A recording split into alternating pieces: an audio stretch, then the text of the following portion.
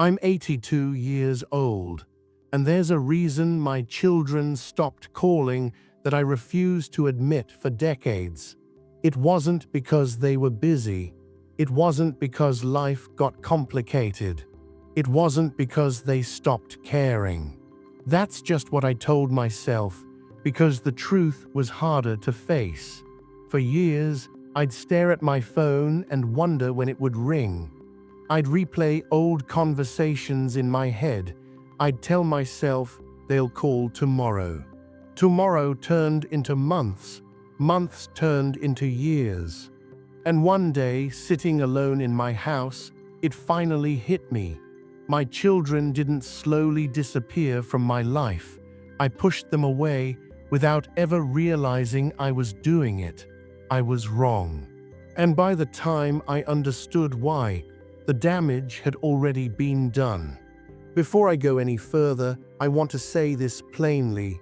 Today, I'm not telling a comforting story. I'm telling a hard truth. Not to shame anyone, not to play the victim, but because this is something I wish I had understood much earlier. My name is David. I'm 82 years old, and I'm a father. I raised 3 children, and for most of my life, I honestly believed I was doing the right thing. I believed being a good parent meant providing, working hard, making sure there was always food on the table and a roof over their heads. That's how I was raised. In my family, love wasn't discussed. It was demonstrated through responsibility. So I followed that model without questioning it. I thought love didn't need many words. I thought consistency mattered more than conversation. I thought if my children needed something from me, they would say so. And if they didn't say anything, I assumed everything was fine. I also believed time was on our side, that small misunderstandings would fade, that emotional distance was temporary, that family closeness was permanent, something you couldn't lose, even if you stopped paying attention to it. So when conversations grew shorter, when visits happened less often, when something felt different, but I couldn't quite name it, I didn't lean in. I leaned back. I told myself not to overthink it, not to make things uncomfortable, not to pry. I thought advice was more helpful than listening. I thought silence meant peace. I thought space was respectful. All of it felt reasonable at the time, and that's what makes this so difficult to admit now. Because none of these beliefs felt wrong while I was living them. Life didn't fall apart all at once. That's what makes this so difficult to explain. There was no big argument, no dramatic moment where everything changed. No clear line you could point to and say, that's where it went wrong. Life just kept moving. The kids grew up. They went to school, then college. They got jobs, partners, responsibilities of their own, and I stayed where I had always been, working, fixing things around the house, doing what needed to be done. When they were younger, they needed me for everything: homework, rides, money, decisions, and I was good at that. But as they got older, what they needed changed, and I didn't change with it. They started talking more about how they felt, about stress, about uncertainty, about things I didn't always understand. And instead of slowing down, instead of listening, I responded the only way I knew how, with solutions, with advice, with explanations about how life works. I thought I was helping. I didn't notice how often conversations ended a little sooner than they used to, how phone calls felt more rushed, how visits became shorter, more polite. I didn't notice because nothing felt urgent. Years passed like that. Holidays came and went. Birthdays were remembered, cards were sent. Everything looked fine from the outside, but something was thinning. The conversations lost depth. The laughter felt quieter. The pauses grew longer. And I told myself this was normal. This is what adulthood looks like. This is what independence looks like. This is what happens when children build their own lives. So I adjusted to the distance instead of questioning it. I learned to accept less without asking why. And by the time I realized something was missing, it had already been missing for a long time. At some point, the silence stopped feeling temporary. It wasn't obvious at first, just small things. A call I used to get every week became every few weeks. Then it became something I waited for instead of expected. When we did talk, the conversations stayed light. Work, weather, updates that felt rehearsed. They didn't ask for advice anymore. They didn't argue with me the way they used to.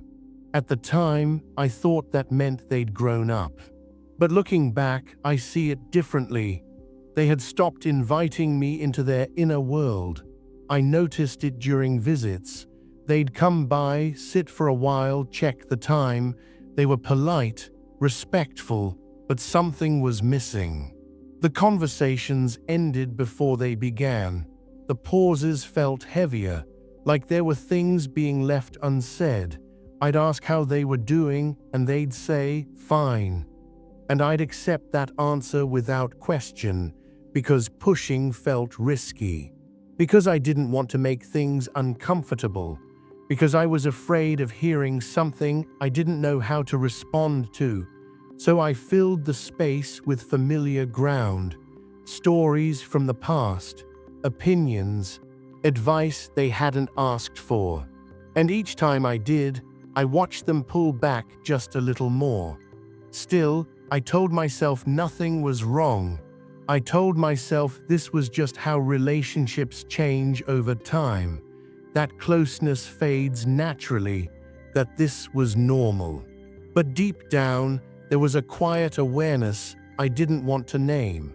The feeling that I was slowly becoming someone they checked in on, not someone they turned to. The moment I understood didn't come during an argument. It came quietly. I was sitting alone one afternoon, sorting through old papers, when I found a birthday card from my youngest child. It was years old. Inside, the message was short, polite, careful. It said, "Hope you're doing well." That was it. No stories, no jokes, no warmth. And I realized something that made my stomach drop. This wasn't new. This was just the first time I was willing to see it. Later that year, I ended up in the hospital for a few days. Nothing life-threatening, but serious enough to scare me. I expected my phone to ring. I told myself they were probably worried, that they were busy arranging schedules, figuring out when to come. But the calls didn't come the way I imagined. They checked in, they were kind, they were concerned, but it felt distant. Like I was being handled carefully, like someone you visit out of responsibility, not closeness. And lying there, staring at the ceiling, it finally hit me. This wasn't about time, or distance, or busy lives. This was about a relationship that had slowly shifted into something formal, something safe, something shallow. And I understood, with a clarity that hurt more than the illness itself. They didn't feel comfortable bringing their real selves to me anymore. By the time I saw it, years had already passed. Years I couldn't get back. The realization wasn't complicated. That's what makes it so painful. My children didn't stop calling because they were busy. They didn't stop calling because life moved on. They didn't stop calling because they didn't care. They stopped calling because talking to me felt unsafe. Not dangerous, not cruel, just unsafe. Every conversation came with the risk of being corrected, or minimized, or quietly judged. They learned over time that it was easier to share less than to explain more. I had confused love with authority, guidance with control, honesty with bluntness. I thought being right mattered more than being gentle. I thought preparing them for the world meant hardening them. What I didn't understand was that children don't pull away because they hate you. They pull away because they don't feel heard. And by the time I finally saw that, I realized how many chances I had missed to choose connection instead of certainty. I wasn't abandoned, I was avoided, and that truth hurt more than anything else I've ever had to face. I want to be clear about something. This isn't a story about ungrateful children. It's not a story about changing times or different generations. This is about me. I didn't create a space where my children felt safe enough to be honest. I didn't ask enough questions, and when I did, I didn't always listen to the answers. I thought I was being helpful. I thought I was being honest.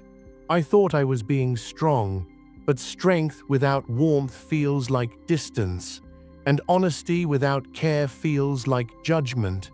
I trained my children to be careful around me, not with fear, with silence. They learned which topics were worth avoiding, which feelings were easier to keep to themselves, which parts of their lives didn't need my commentary, and they learned that lesson from me. I don't blame them for stepping back. I don't blame them for protecting themselves. If I'm honest, I probably would have done the same thing. The hardest part isn't accepting that they changed. It's accepting that I stayed the same for too long. If you're listening to this and you have children, especially grown ones, I want you to hear me carefully. Don't wait for silence to teach you this lesson. If your calls feel shorter, if the conversations stay polite, if you notice they share updates but not feelings, pay attention. Don't tell yourself it's just life. Don't assume everything is fine because nothing is being said. Silence is rarely nothing. Ask yourself how it feels to talk to you. Not how it should feel, how it actually feels. Do your children relax when they speak? Or do they choose their words carefully? Do they open up or do they summarize? You don't need to fix their lives. You don't need to be right. You don't need to teach every lesson. Sometimes the most powerful thing you can say is, "I don't understand, but I want to." And then stop talking. Listen longer than feels comfortable. Resist the urge to correct. Let them finish without interruption. Because the distance doesn't usually come from one big mistake. It comes from 1,000 small moments where connection was possible and certainty won instead. There's something important I need to say here. This isn't about becoming a different person overnight. It's not about perfect words or perfect timing. It's about small changes that signal safety. Start with this. When your child talks, don't interrupt. Even when you think you know where they're going, even when you have a better answer, let them finish. When they tell you something difficult, don't rush to explain it away. Don't compare it to your own experiences. Don't turn it into a lesson. Just say, "That sounds hard." And stop there. Ask questions that don't lead anywhere, not questions that guide them toward your conclusion, but questions that show curiosity. What was that like for you? How did that make you feel? If you've hurt them in the past, even without meaning to, say it out loud. Say, "I think there were times I didn't listen the way I should have. I'm sorry for that." No explanations, no defenses.